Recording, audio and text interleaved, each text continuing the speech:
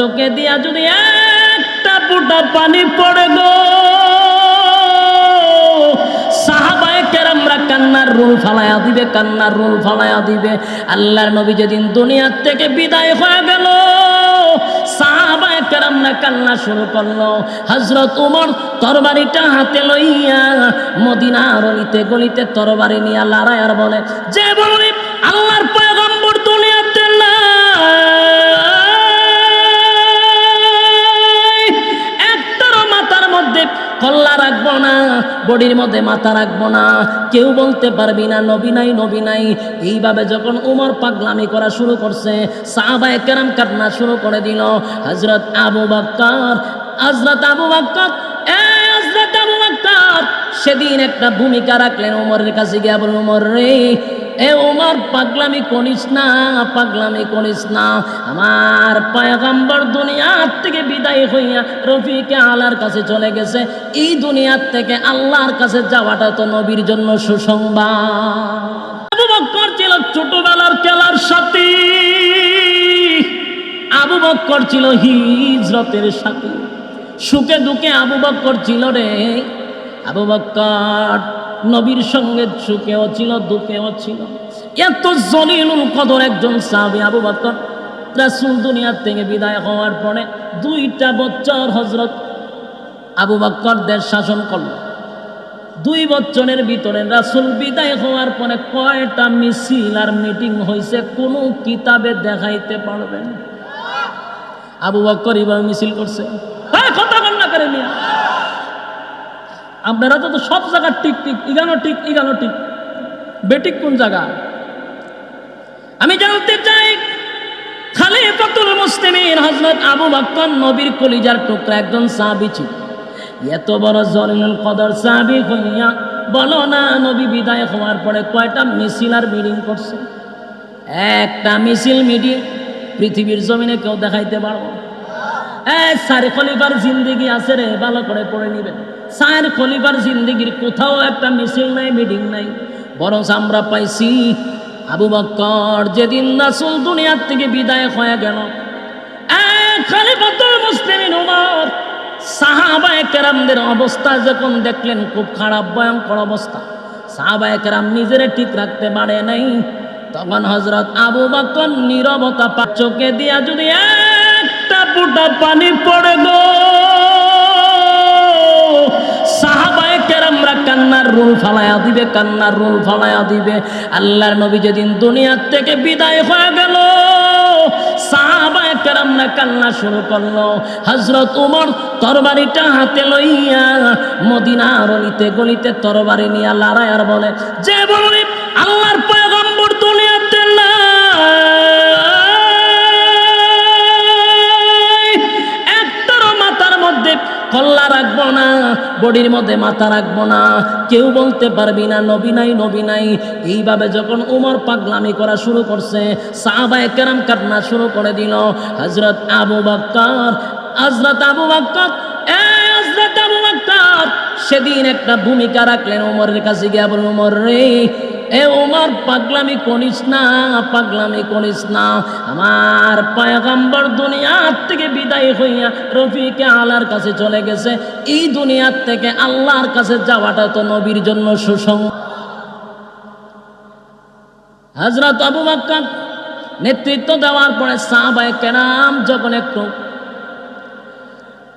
হযরত আবু বকরের দিকে তাকাইয়া ঠান্ডা হয়ে গেল, সেদিন আবু বকর ভিতরে ভিতরে জ্বলা শুরু হয়ে গেল।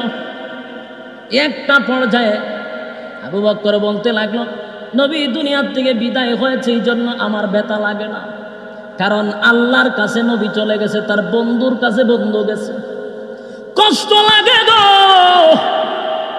আর কোনোদিন শুনবো না, আর কোনোদিন নবী বলবে না আমার কাছে এই মুহূর্তে জিবরাইল আসছিল, আমার কাছে এই মুহূর্তে আয়াতটা নিয়ে আসছে জিবরাইল, জিবরাইল আমার কাছে এটা বলছে, জিবরাইল আমার কাছে ওইটা বলছে। আর কোনোদিন বলবে না, আর কোনোদিন বলবে না। এই ব্যথায় ব্যতীত হইয়া আমি কান্দি। হযরত আবু বকর কাঁদতে কাঁদতে একটা পর্যায়ে যেদিন নবীকে বিদায় করার পর আবু বকর 2টা বছর দেশ শাসন করলো। ইতিহাস পড়ে দেখলাম আবু বকর কোনো দিন আর মুখ দিয়া হাসি দেয় নাই। এরে আশিকে রাসূল, আজকে কেমনে গো ঢোল বাজনা লইয়া তোমরা নবীর আগমনে লাফাও? এই দিন না আমার নবী দুনিয়ার থেকে বিদায় হয়ে গেছে। আম্মা জান ফাতেমা, নবীর মেয়ে ফাতেমা 6 মাস পর্যন্ত কোনো দিন বিছনার থেকে ওঠে নাই নবীর ব্যথায় ব্যতীত হইয়া। হযরত আবু বকর কোনোদিন হাসে নাই, সাহাবায়ে কেরাম হাসলো না। কি এত ব্যথা পাইছে, চক্ষু দিয়া পানি আসে না, চোখের পানি গুলো শুকায়া গেছে রে।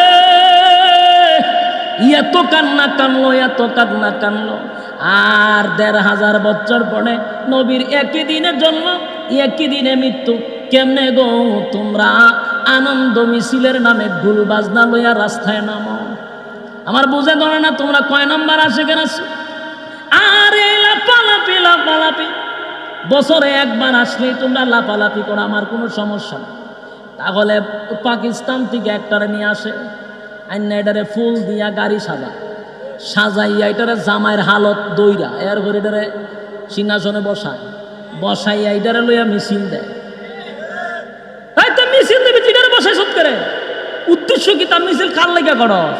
হে পাকিস্তান থেকে আইসে দীক্ষা কথা, রাজা হার পাকিস্তান থেকে আইসে, হের লইয়া মিছিল দেশ, এটার উপরে বসাই সত করে ফুল দিয়া বসাইয়া এটারও লইয়া মিছিল দেয়। তার মানে কিতাব বুঝাইতে চাস নবী খারে বানাইছস? মাউজুল্লাহ বাড়ি দিয়া হবেন না? এই সমস্ত অপকর্ম আমার দেশে হচ্ছে। আশিকে রাসূলের নামে এই সমস্ত ধান্দাবাজি চলতেছে। আমার সবচেয়ে বেশি কষ্ট লাগছে এবং নিজে বুঝাইতে পারতেছি না, বাংলাদেশের একজন টপ লেভেলের আলেম, যার এলেম আল্লাহ এত পরিমাণ দিছে, আমরা তার নিয়ে গর্ব করি জাতির সামনে। এত বিজ্ঞ একজন আলেম, আজকে উনিও দেখলাম মিলাদুন নবী নামে, উনিও দেখলাম বিভিন্ন ধরনের ফতোয়া দিচ্ছে। আফসোস লাগে আমার, আফসোস লাগে। আমরা আপনার কাছ থেকে এটা আশা করি নাই। আমরা আপনাকে আইডল মনে করি, আমরা আপনাকে নিয়ে স্বপ্ন দেখি, ঠিক কিনা বলেন? নামটা না উল্লেখই করলাম না, কিন্তু যারা বুঝার তো বুঝছে। এত বিজ্ঞ একজন আলেম, উনি কেমনে এরার তালে তালে উনিও লাফাইতেছে, আপনাকে এটা শোভা পায় না? আপনার এলেম কোথায় আর এদের এলেম কোথায়? এরা তো আমরা গণি না, ছাগলের 3 নাম্বার বাচ্চা মনে করি। এটির কথা তো আমরা কানেও দেই না, কিন্তু আপনার প্রত্যেকটা টকশো দেখার জন্য আমরা ঘন্টার পর ঘন্টা অপেক্ষা করে থাকি। আপনার জবানের কিছু কথা শোনার জন্য আমরা অপেক্ষা করি। কোন সময় আপনি নাস্তিকদের দাঁত ভাঙ্গা জবাব দেন, আমরা অপেক্ষায় থাকি। আর আপনি যখন দেখা যায় ছাগলের 3 নাম্বার বাচ্চাদের সাথে লাফালাফি শুরু করছেন, লজ্জা হয় কার সামনে কি বলি? আমরা আপনার কাছ থেকে আশা করি না। আপনাকে আমরা মাথায় রাখছি। আপনি যখন এগুলা করেন, এরা সুযোগ পায়। কথা এখন ঠিক নেই। এই জন্য ওনার কাছে আমার হাত জোর করে বলি, আপনি এই কাজগুলিতে যায়েন না। আপনাকে মানায় না, আপনার শান অনুযায়ী আপনারা মানায় না। আপনি কোন পর্যন্ত আপনার অবস্থান এটা তো আমরা জানি, তাদের সাথে আপনার মানায় না। আফসোস লাগে যে কি তারিখে রাসূলের জন্ম, একই তারিখে রাসূলের মৃত্যু, তোরাই স্বীকার করস। এই তারিখে আনন্দ মিছিল কেমনে হয়? আবার কেক কাটে। আচ্ছা, মিছিলের মধ্যে কি কয়? বিশ্বনবীর আগমন, শুভেচ্ছা। এটার উদ্দেশ্য কিটা আমারে বুঝান। 2টা উদ্দেশ্য হইতে পারে। একটা হইল নবী এই মাসে আসছিল, এই জন্য আমরা বিশ্বনবীর আগমন শুভেচ্ছার স্বাগতম দিছি, ঠিক না?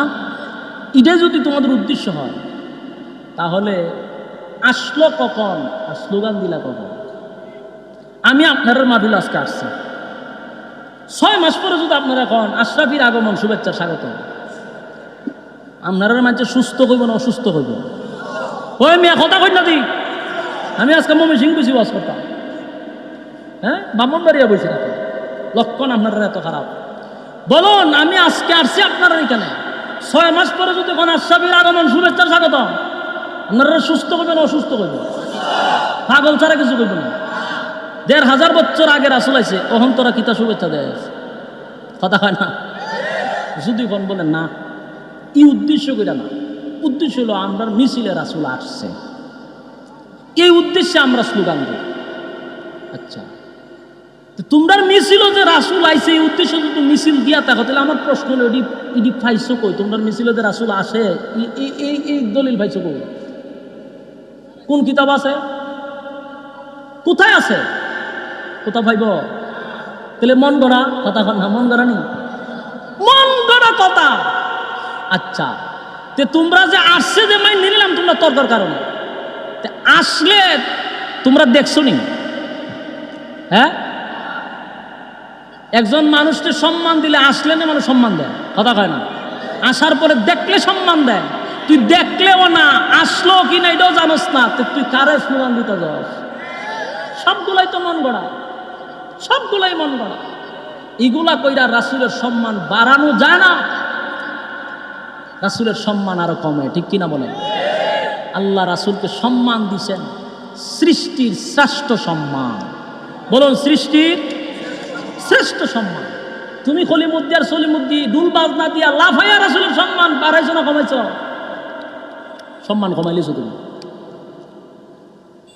আল্লাহ এমন কোনো অপশন রাখে নাই তুমি লাফালাফি করার, সব সম্মান আর মর্যাদা আল্লাহ রাসূলকে দিয়া দিছে। সুবহানাল্লাহ। সৃষ্টির শ্রেষ্ঠ সম্মান। আল্লাহ কয় আমার সৃষ্টি জগতের মধ্যে আমার রাসূলের থেকে শ্রেষ্ঠ আর কাউকে আমি বানাই নাই। সুন্দরের দিক দিয়া যদি বলেন, আল্লাহ বলেন আমার সৃষ্টি জগতের মধ্যে এত সুন্দর করে আমি আর কাউরে বানাই নাই। পৃথিবীতে এমন সুন্দর সন্তান আর কোনো মা জন্ম দেয় নাই। তুমি কি বাড়াইবা সম্মান? বাজনা বাজাইয়া? আরে যুবক ভাই, আল্লাহর পয়গম্বরের সৌন্দর্যের বর্ণনা তাওরাত কিতাবে ছিল। যখন রাসূল দুনিয়াতে আসে নাই, তাওরাত কিতাবের মধ্যে রাসূলের সম্মান সৌন্দর্যের বিষয়ে বর্ণনা দেওয়া ছিল। ইয়াহুদীদের পাদ্রী ছিল। আল্লাহর পয়গম্বর যেদিন মক্কা থেকে হিজরত করিয়া মদিনায় গিয়া যখন অবস্থান করলেন, এক ইয়াহুদী বলেন আমি একটু আল্লাহর পয়গম্বরের সঙ্গে দেখা করতে চাই। রাসূলের অনুমতি লইয়া ইয়াহুদী আলেমটাকে নবীর কাছে নিয়ে গেল। ইহুদি আলেম বলেন আমি যখন আল্লাহর পয়গম্বরের দিকে তাকাইলাম, যখন আমি তাকাইতে থাকলাম আমার চোখ আর দুইটা নিচের দিকে নামে না। আমি আল্লাহর পয়গম্বরের দিকে তাকাইয়া চিন্তা করলাম, আমি আমার চক্ষু দিয়া নবীকে দেখতেছিলাম আর অন্তর দিয়া তাওরাত কিতাব দেখতেছিলাম। আর আমি তাকাইয়া দেখে গো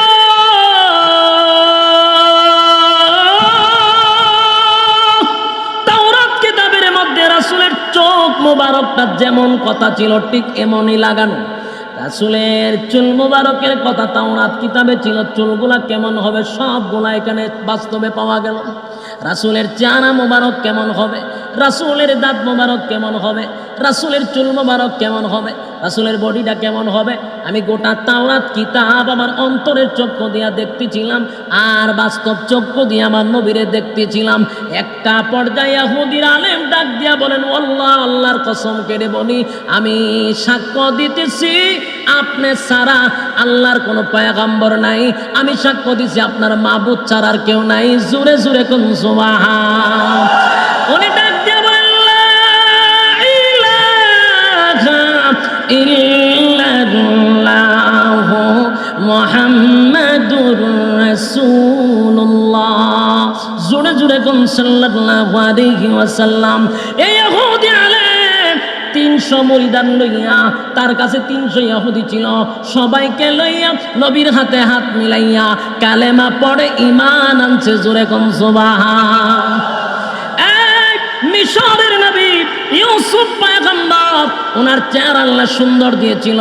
এত সুন্দর চেহারা ইউসুফ নবীকে আল্লাহ দিছে, যার চেহারা মোবারক দেখিয়া মিশরের নারীরা হাত কেটে ফেলেছিল। আল্লাহর পয়গম্বরের স্ত্রী আয়েশা বলেন শোনো পৃথিবীর মানুষেরা, ইউসুফ নবীর চেহারা মোবারকটা দেখা মিশরের নারীরা হাত কেটে ফেলেছিল রে। আর সেদিন যদি ইউসুফ নবী না হইয়া আমার পয়গম্বর সেখানে উপস্থিত থাকতো, সেদিন মহিলারা হাত নয় কলিজাটা কেটে বাহির করে দিত। জুড়ে কোন সুবহানাল্লাহ।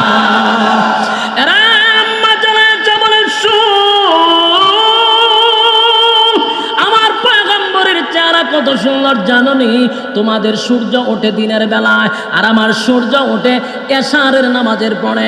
পয়গম্বর যখন ঘরের ভিতরে আসে, আমি যখন দেখি আমার ঘরে সূর্য উদিত হয়েছে। সুবহান, এত সুন্দর ছিল, এত সুন্দর। যুবক ভাই, ইউসুফ পয়গম্বরের চেহারা মুবারকটা দেখা একটা বেঈমানও কালেমা পড়ে নাই, শুধু চেহারা দেখা কালেমা পড়ে নাই। তোমার আমার নবীর শুধু চেহারা মুবারকটা দেখা হাজার হাজার ইহুদি খ্রিস্টান কালেমা পড়ছে। আমার নবীর আল্লাহ এত সম্মান আর এত মর্যাদা দিছে, এত মর্যাদা এত সম্মান দিছে রে। তুমি আমার নবীর সম্মান বাড়ানোর প্রয়োজন নাই। আল্লাহ বলেন নবীর এত সুন্দর করে বানাইছি। একটা সময় আল্লাহ বলেন আমার নবীর এত সুন্দর করে বানাইছি, নবীকে দেখার জন্য আল্লাহ নিজেই বন্ধু ইনভাইট করছে। বন্ধু আপনার ইনভাইট করলাম, আসেন আমার সঙ্গে, আমি আপনাকে দাঁড়ে বসায়া দেখবো। জোরে কোন সুবহান। আল্লাহর হাবিব রে লইয়া যখন আল্লাহ রাব্বুল আলামিন সাত আসমান টপকাইয়া সিদরাতুল মুনতাহা টপকাইয়া আরশে আজিমে নিয়া আল্লাহর পাশে নবীরে বসাইয়া, আল্লাহ নবীরে কাছে বসাইয়া নবীরে দেখছে, আমি মালিক আপনারে কত সুন্দর করে বানাইছি, আমি কাছে বৈশা দেখতে চাই। জোরে কোন সুবহান। তাহলে সম্মান আমি আর তুমি বাজনা বাজাইয়া ডুলডুকি বাজাইয়া নাচা নাচি করে বানানোর প্রয়োজন নাই।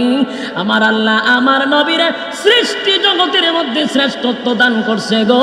শুধু এখানে নয়, সমস্ত নবী কুলের সম্রাট বানাইছে, সমস্ত নবীদের নবী বানায়া দিছে।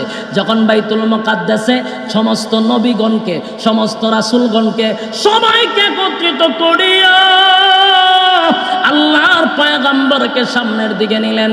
জিবরাইল আলাইহিস সালাতু ওয়াস সালামকে বললেন আমার বন্ধুরে বলবি আজকে বিশাল একটা জামাতের ইমামতি যেন আমার বন্ধু করে, কারণ এখানে এমন কোন নবী নাই, এমন কোন রাসূল নাই আমি এখানে একত্রিত করি নাই। বাইতুল মুকাদ্দাসে আমার নবীরে ইমাম বানাইয়া লক্ষ লক্ষ পয়গম্বরদেরকে পিছনে রাখাইয়া আমার নবীরে ইমাম বানাইয়া নামাজ পড়াইয়া সব নবীদেরকে মুসল্লি বানাইয়া আমার নবীরে ইমাম বানাইয়া দিছে। জোরে কোন সুবহান। আমার নবীরে ইমাম বানাইছে, সমস্ত নবী রাসূলগণকে আমার আল্লাহ সমস্ত নবী রাসূলগণকে আমার আল্লাহ পিছনে রাখছে, আমার নবীরে ইমাম বানাইছে, বানাইয়া সমস্ত নবীরে ইমাম বানায়া দিছে। সম্মান বাড়লো না কম? এই কথা কয় না, সম্মান বাড়ায়া দিছে গো, সম্মান বাড়ায়া দিছে। আল্লাহর নবী বলেন সাহাবীরা শুন, আল্লাহর নবী নিজে বলেন শুন, কিয়ামতের কঠিন ময়দানে একটা নবীও আমার আগে আমি যতক্ষণ না পর্যন্ত আল্লাহর তরি জান্নাতের ভিতরে ঢুকবো না,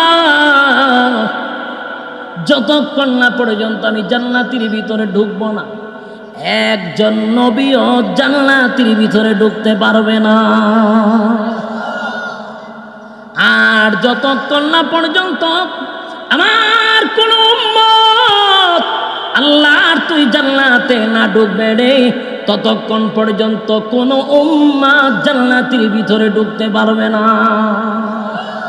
তাহলে নবীর উম্মত, নবী যেমন শ্রেষ্ঠ, নবীর উম্মত কথা হয় না। আমার নবী যেমন সম্মানী, আমার নবী যেমন সমস্ত নবী কুলের সম্রাট, আমার নবী যেমন সমস্ত নবীদের নবী, ঠিক তেমনি ভাবে আমার আল্লাহ বলেন আমার নবী যেমন শ্রেষ্ঠ, আমার নবীর উম্মতেরাও শ্রেষ্ঠ। কয় দিকে সম্মান দিল? মিলাদুল নবী পালন করেন না বালা কইরা শুন, তুইলা পালাপি করে ডুল বাজনা বাজায়া সম্মান কতটুক বাড়াইবে? আমার নবীর আল্লাহ সর্বমহলে সম্মান দিছে। সুবহানাল্লাহ, কথা হয় না। যুবক ভাই, এখানেই শেষ নয়। নূহ পয়গম্বর নূহ আলাইহিস সালাতু ওয়াস সালাম দিনের দাওয়াত দিল রে 950 বছর। দিনের দাওয়াত দিল 950 বছর। কত বছর? কথা কই না? 950 বছর দিনের দাওয়াত দিল। 950 বছর দিনের দাওয়াত দিয়া উম্মত পাইল মাত্র 40 জন। কত জন? আরো জোরে। কত বছর দাওয়াত দিল? 950 বছর দিনের দাওয়াত দিয়া উম্মত পাইল মাত্র 40 জন। আমার নবীর দাওয়াত দিল 23 বছর। কত বছর? 23 বছর দাওয়াত দিয়া উম্মত কত? পৃথিবীর কেউ বলতে পারবে না। সমস্ত নবী কুল এক জায়গায় করলে, সমস্ত নবীদের উম্মত এক জায়গায় করলে আমার নবীর উম্মতের 2 ভাগের 1 ভাগ হবে না। আল্লাহ নবী বলেন, সাহাবীরা শুন, আমার মালিক আমার একটা অফার দিছে রে। আমার মালিক আমার একটা অফার দিছে। অফারটা হলো, আমার আল্লাহ বলেন, পয়গম্বর আমি আল্লাহ ওয়াদা দিলাম আপনার সমস্ত উম্মতের মধ্যে আমি 70,000 উম্মতকে আমি বিনা হিসাবে জান্নাত দিব। এই একটা জবান বন্ধ রাখবেন না, বলুন সুবহানাল্লাহ। 70,000 বিনা হিসাবে জান্নাত দিব। হযরত ওমর বলেন, নবী গো, এটা তো আপনারে আল্লাহ বলছে। আল্লাহ বলার পরে আপনি কি একটু বাড়ানোর চেষ্টা করছেন? আল্লাহর নবী বলেন, হ্যাঁ, আমি সাথে সাথেই আল্লাহকে বলেছি, আল্লাহ আমার উম্মত গুনাহগার 70,000 কেন গো, একটু বাড়ায়া দিলে কেমন হয়? আমার মালিক বলেন, হাবিব,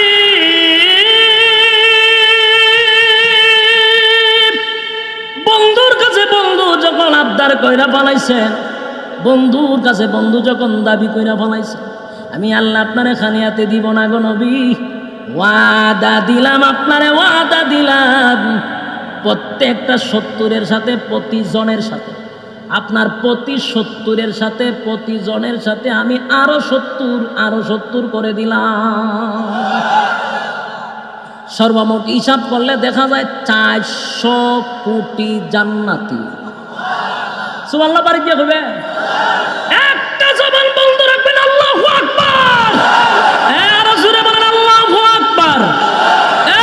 আরো জোরে বলেন আল্লাহু আকবার। 400 কোটি আল্লাহ রাব্বুল আলামিন বিনা হিসাবে জান্নাত দিবে। বলুন, নূহ পয়গম্বর 950 বছর দাওয়াত দিল রে, উম্মত পাইল 40 জন। আর আমার নবীর 450 কোটি উম্মত বিনা হিসাবে জান্নাতে দিবে। সম্মান দিল না কমাইল? আমার নবীর সম্মান কি মা বাপের মতো, বড় ভাইয়ের মতো? নাউজুবিল্লাহ, শ্রেষ্ঠ নবীর শ্রেষ্ঠ সম্মান। সমগ্র সৃষ্টি জগতের মধ্যে নবীর সম্মান আর মর্যাদা হলো সবচেয়ে ঊর্ধ্বে। তোরা এই নাচানাচি করে বাড়াইতেছ না কমাইতেছস? কথা কোন ঠিক নেই? বাড়তাছে না কমতাছে? এই জন্য আমি বলবো, ব্রাহ্মণবাড়িয়ার মানুষ সচেতন হন, সচেতন হন, সচেতন হন। রাসূলের 3টা অধ্যায় আছে, প্রথম অধ্যায়, দ্বিতীয় অধ্যায়, তৃতীয় অধ্যায়। প্রথম অধ্যায় 40 বছর, দ্বিতীয় অধ্যায় 13 বছর, তৃতীয় অধ্যায় হলো 10 বছর, মোট হলো 63 বছর। আর 40 বছর কাবলা নবুয়ত, গোটা 40 বছরের জিন্দিগি কোনোদিন পালনীয় নয়, এটা আলোচ্য। বাকি 23 বছরের জিন্দিগি উম্মতের জন্য শরীয়তের দলিল পালনীয়, আর বাকি 40 বছর আলোচ্য। ইয়াদ থাকবো তো ইনশাআল্লাহ। হ্যাঁ, ইয়াদ থাকবো নি? কারা কারা ইয়াদ থাকবো? হাত তুলে দেখেন। লিল্লাহে তাকবীর, লিল্লাহে তাকবীর। হাত কেউ লামাইবেন না, হাতটা তুলে রাখেন, তুলে রাখেন, কেউ লামাইবেন না। অন্তর থেকে নবীরে মহব্বত করুন। যারা নবীরে মহব্বত করে এরা নবীর সুপারিশ পাবে। কারা কারা মহব্বত করেন? হাত তুলেন। হাত লামাইন না, অন্তর থেকে তুলছেন নি? অন্তর থেকে পরীক্ষা হয়েছে নি? হয়েছে পরীক্ষা। নবীরে যারা ভালোবাসেন আর পকেটে যাদের টাকা আছে আর দোকান পকেটে দিক গেল, এটা নবীর মাদ্রাসা। এখানে নবীর ওয়ারেসরা পড়তেছে, নবীরে ভালোবাসা। 10টা টাকা হলে তাড়াতাড়ি যান, তাড়াতাড়ি রুমাল নিয়ে যান। 10টা টাকাও নবীর মহব্বতে দিতে হবে। যার কাছে টেকা নাই আমার কোনো দাবি নাই, টেকা আছে তো দাবি আছে, টেকা আছে তো দাবি আছে। এই তাড়াতাড়ি যান রুমাল লইয়া, ইনশাল্লাহ একজন